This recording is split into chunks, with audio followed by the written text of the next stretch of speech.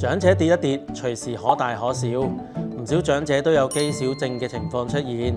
今日就教大家防跌3招。第一招，食夠蛋白質，以免肌肉流失。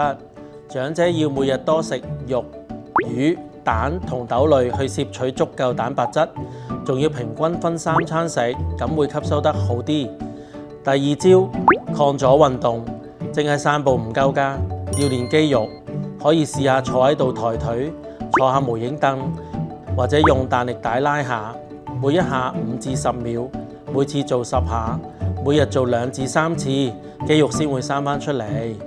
第三招，練平衡，可以練單腳企或者直線行，每日做2至3次，每次做1分鐘。